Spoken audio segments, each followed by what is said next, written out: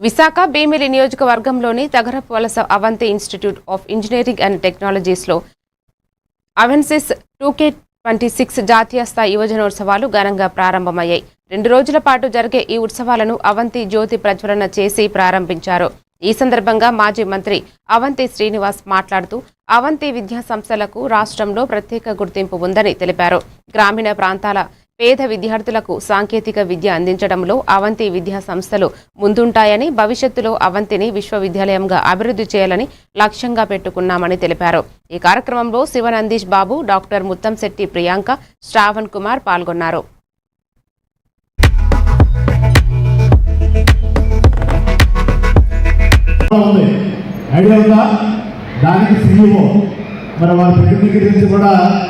Visaka is also not an idea.